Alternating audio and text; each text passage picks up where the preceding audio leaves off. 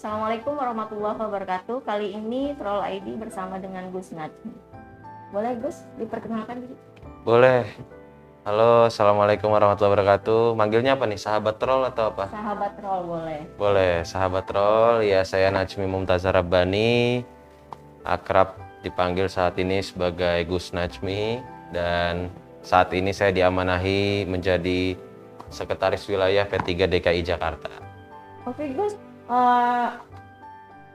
saya dengar Gus ini dulu mantan abang none. Iya. Itu di tahun berapa ya? Ini sebelumnya saya boleh lepas masker? Iya. Boleh, biar lebih kenal ya. Iya.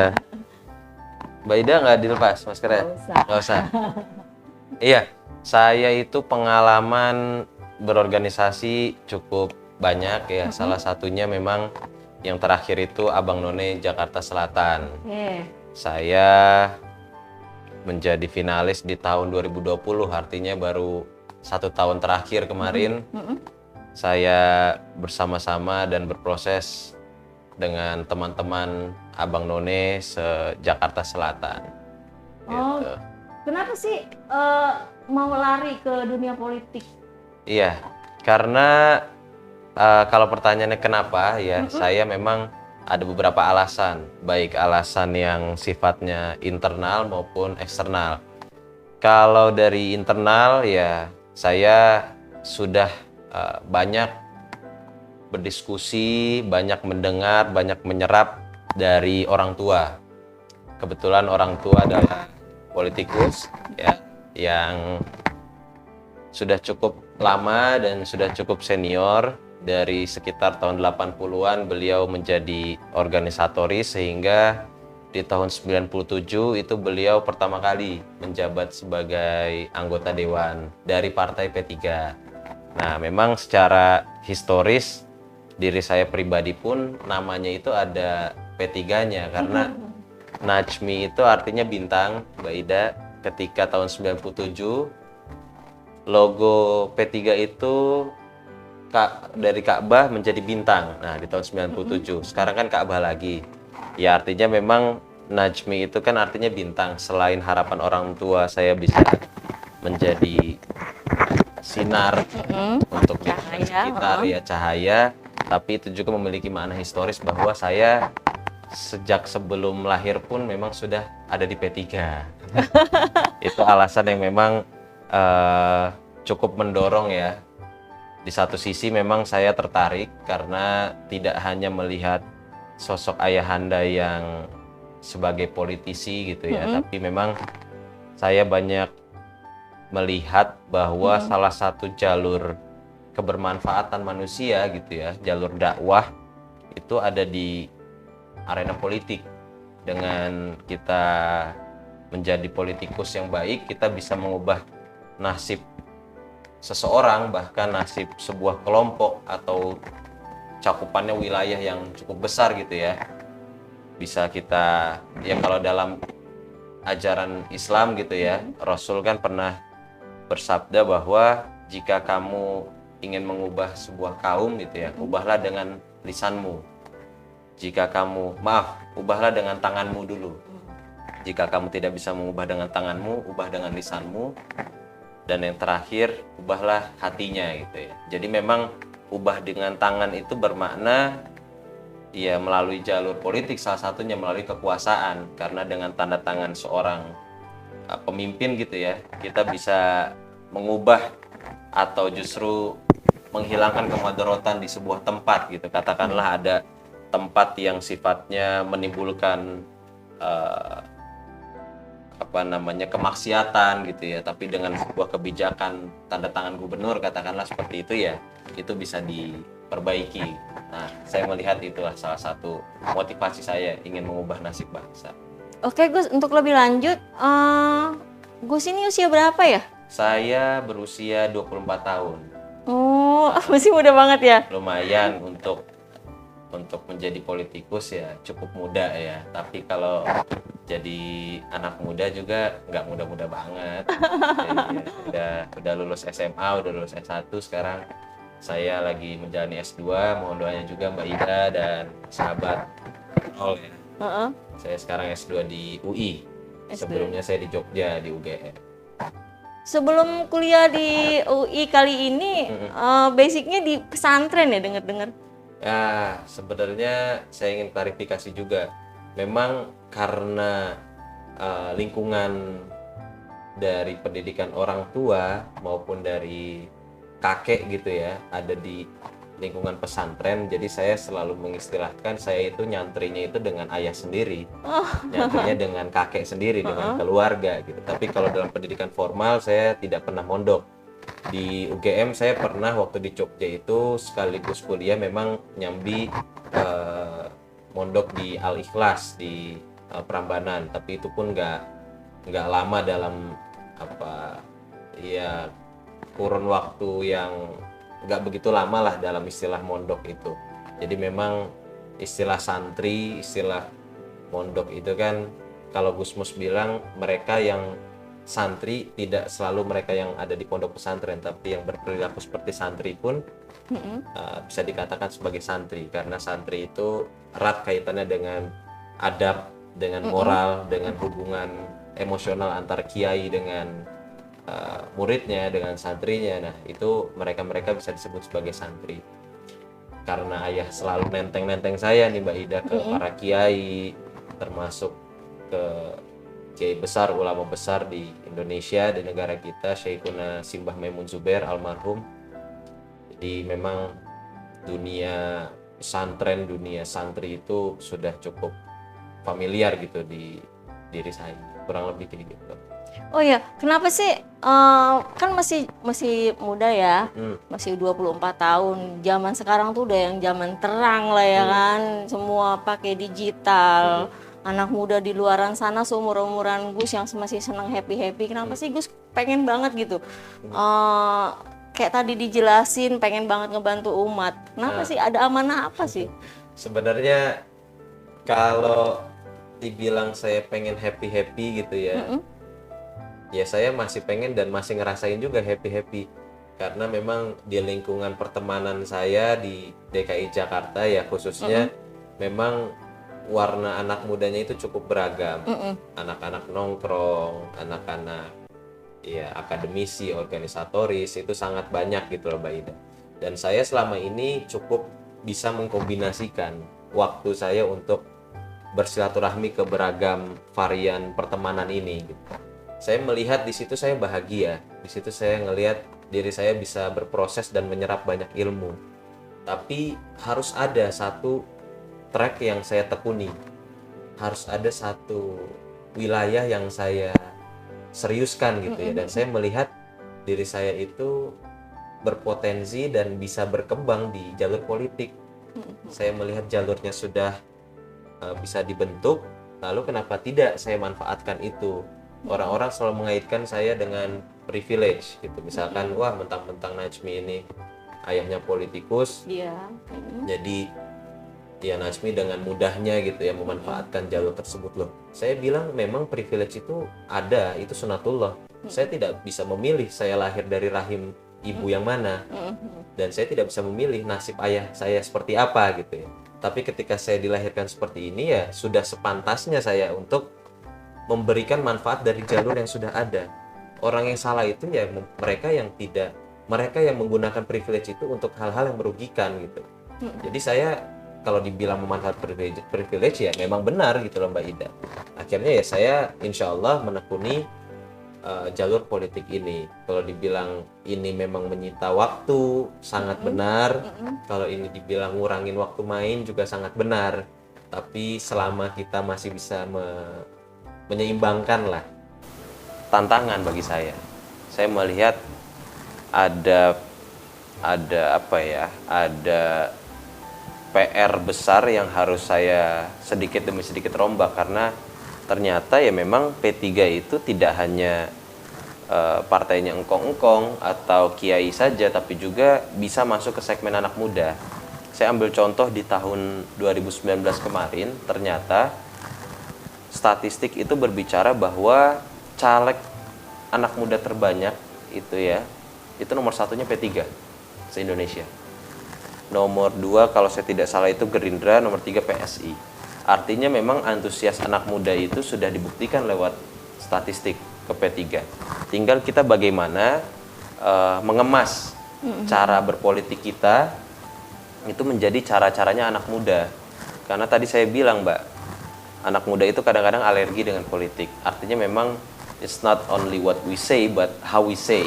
It's not only what we deliver but how we deliver. Jadi cara packaging, cara pengemasan sebuah konten lah misalkan, itu memang harus menyentuh dari aspek anak muda. Tapi tidak hanya caranya, yang kedua itu ya memang keberpihakan pada isu-isu anak muda.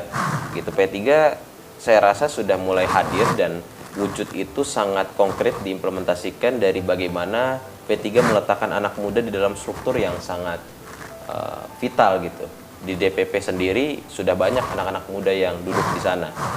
Di wilayah bisa dilihat saya sendiri itu ada di posisi yang sangat strategis gitu ya dalam memimpin P3 di Jakarta bersama Pak Haji Lulung.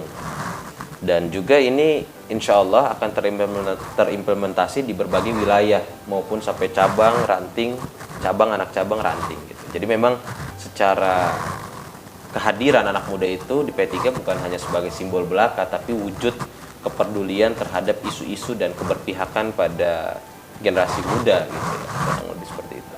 Oh iya Gus, untuk menjawab pertanyaan-pertanyaan masyarakat gitu tentang bapaknya aja otomatis kan bapaknya siapa gitu kan, itu gampang banget kan untuk mengekor untuk anaknya. Gimana sih Gus untuk menampik polemik seperti itu Gus?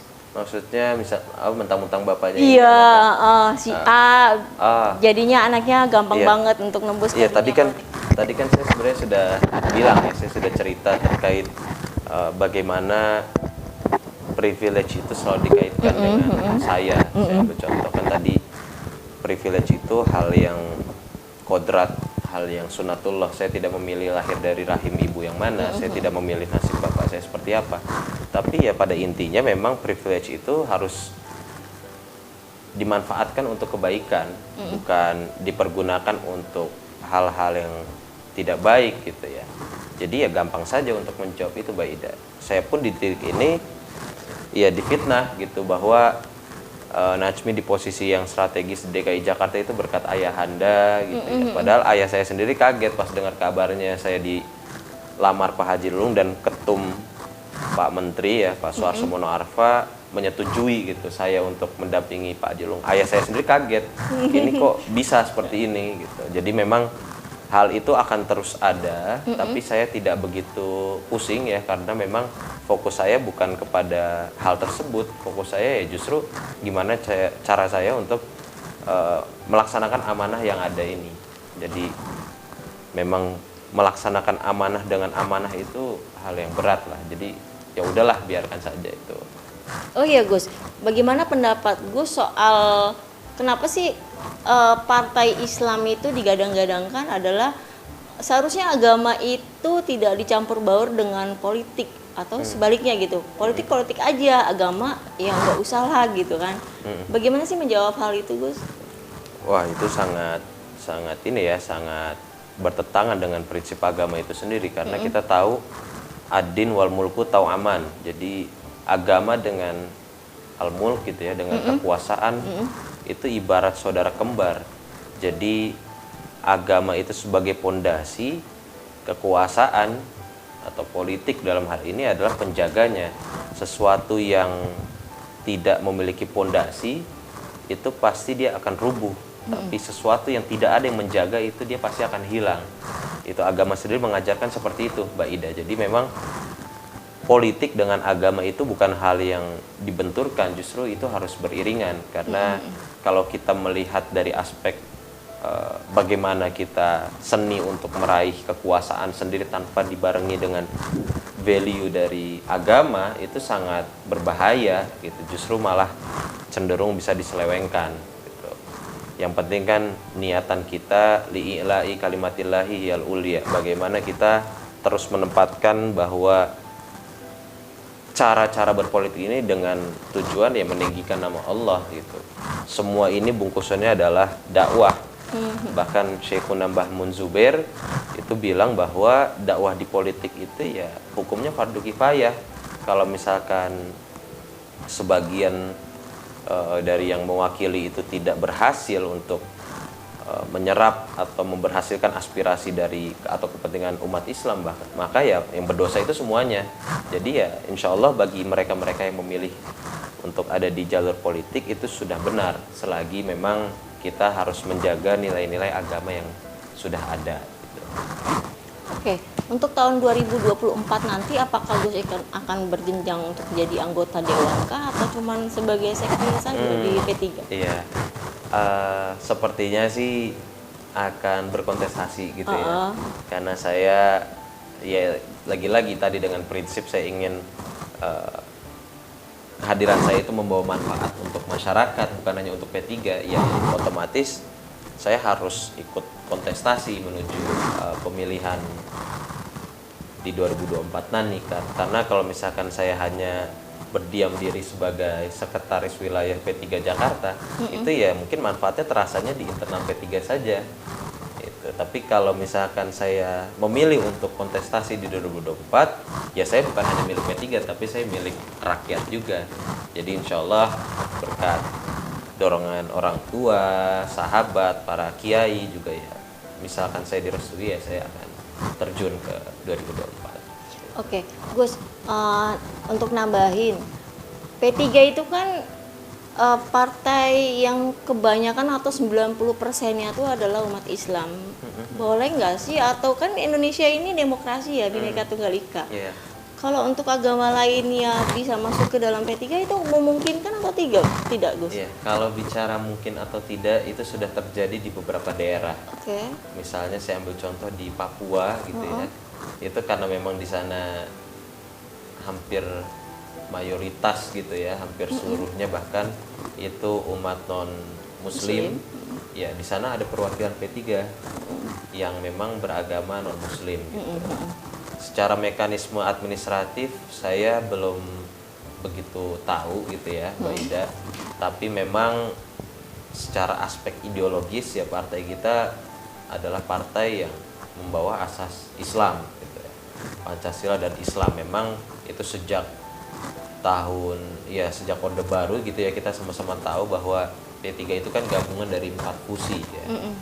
Ada di situ Perti, ada di situ Nahdlatul Ulama, ada Syarikat Islam, ada Masyumi gitu ya. Dan itu memang P3 menjadi payungnya, P3 menjadi rumah besarnya gitu. Ya artinya P3 memang dikenal sebagai partai yang sangat islami gitu ya, sekalipun ada beberapa presiden buruk gitu ya terhadap politisi-politisi P3 yang kurang islami, tapi saya rasa insya Allah ke depan di bawah kepemimpinan Pak Suharto Mono Arfa dan di DKI Jakarta Pak Haji Lulung gitu ya, P3 akan membawa nafas keislaman ini semakin membumi lagi dan semakin meluas gitu. Malah justru mungkin kalau yang non muslim bergabung dengan P3, insya Allah akan dapat hidayah mungkin kali ya. Iya, semua soal niat lah. Oh ya Gus, kan kita baru kemarin ngelewatin hari santri tuh. Gimana sih pendapat Gus, setuju atau tidak pendapat Gus tentang kalau anak yang nakal atau tidak nilainya kurang baik, maka akan dia dimasukkan lah ke dalam pesantren gitu. Bisa nggak sih menjawab hal itu coba? Iya, bahkan kalau memang anak itu berangkat dari nakal gitu ya, bahasanya dimasukin ke pesantren, belum tentu dia keluar juga menjadi anak yang baik. Iya, anak yang tidak nakal gitu. Memang tujuannya sih saya rasa harus diluruskan dulu, Mbak Ida. Memang yang namanya menuntut ilmu itu kan wajib hukumnya. Apakah itu anaknya kiai atau anaknya preman sekalipun ya memang wajib itu hukumnya menuntut ilmu. Kita diajarkan thalabul ilmi fardhatun ala kulli muslimin wa muslimat. Memang menuntut ilmu itu wajib bagi seorang muslim dan seorang muslimat gitu.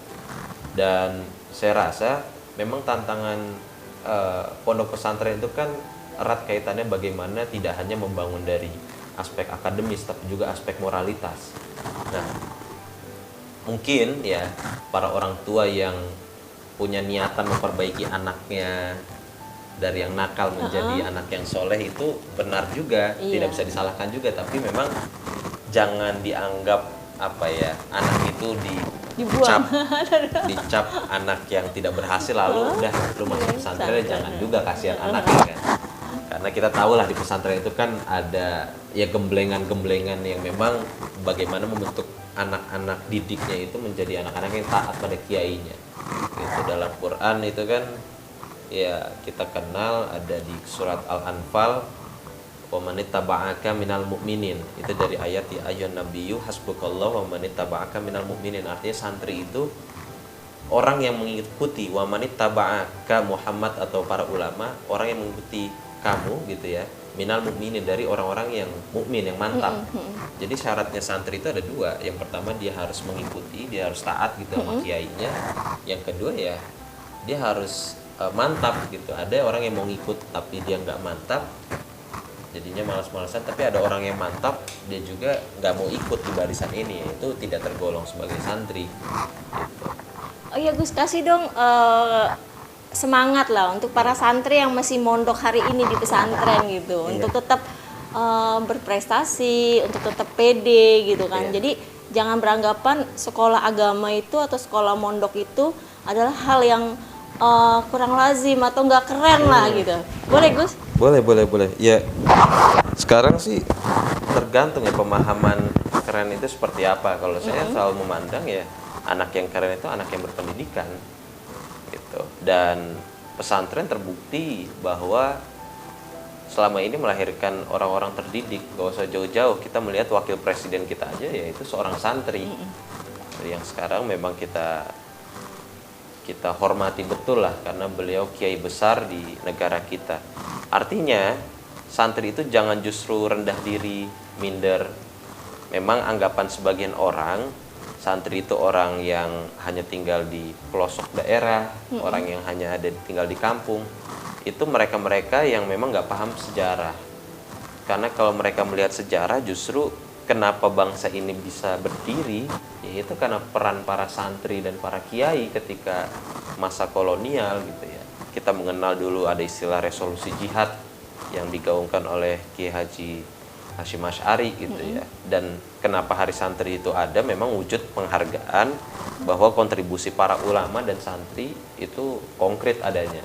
Itu satu. Yang kedua, bagaimana kita meneladani dari semangat-semangat jihad itu.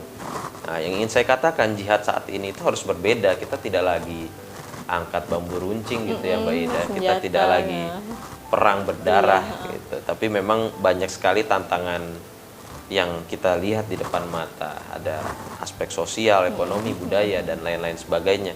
Artinya santri harus mengisi ruang itu. Saya percaya dengan aspek moralitas yang sudah cukup paripurna dan keilmuan yang memadai gitu, insya Allah santri akan siap kapanpun dia kapanpun dia dipanggil oleh bangsa gitu, mereka akan siap.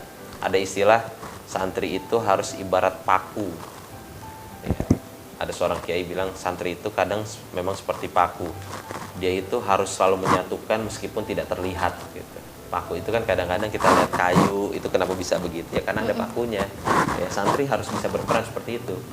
Oke, yang terakhir Gus, kasih arahan atau pandangan lah sedikit soal P3 untuk anak muda di tahun 2024 nanti. Boleh? Iya, P3 di 2024 harus mengakomodir kepentingan-kepentingan anak muda. Seperti yang tadi saya katakan di awal, P3 jangan hanya terjebak dalam stigma ini memang partainya orang tua saja. Harus mulai membuka diri bahwa tantangan zaman, tantangan sosial itu kok kayaknya anak-anak muda juga paham gitu ya. Artinya memang dari aspek keterbukaan ini harus sudah mulai ada. Saya melihat angin segar itu sudah mulai muncul Mbak Ida, karena sebelum saya didapuk amanah sebagai sekretaris wilayah pun saya sudah banyak diajak diskusi dengan Pak Ketum, dengan beberapa senior di sana. Ya memang P3 ini sudah membuka diri lah kepada anak-anak muda. Itu satu. Yang kedua, P3 harus tetap meneguhkan semangat Islam wasatiyahnya. Bagaimana menempatkan agama dengan kekuasaan itu ya, tadi saya bilang harus berdampingan gitu. Jangan kita hanya fokus bagaimana meraih kekuasaan saja, tapi kita menanggalkan nilai-nilai agama, itu juga berbahaya.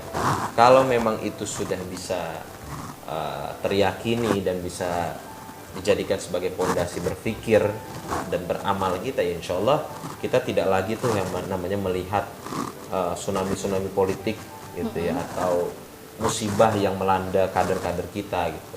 Kita sudah capek berkonflik. Ada ya, terakhir itu kan 2 pucuk pimpinan kita terkena musibah gitu Mbak. Ya nauzubillah gitu ya. Saya tidak ingin P3 di 2024 nanti juga kena musibah seperti itu. Kita lelah lah untuk berkonflik. Ya mudah-mudahan kalau kita menjaga semangat yang sama, kita membangun barisan yang kokoh gitu ya, insya Allah P3 saya percaya minimal 7% skala nasional. Amin. Amin. Alhamdulillah kali ini kita sudah bincang-bincang sedikit dengan politikus muda yang nantinya insya Allah akan menggoncang dunia mungkin ya. Amin. Di tahun 2024 dengan membawa Partai Persatuan Pembangunan P3. Kita kembali kepada Ka'bah. Assalamualaikum warahmatullahi wabarakatuh.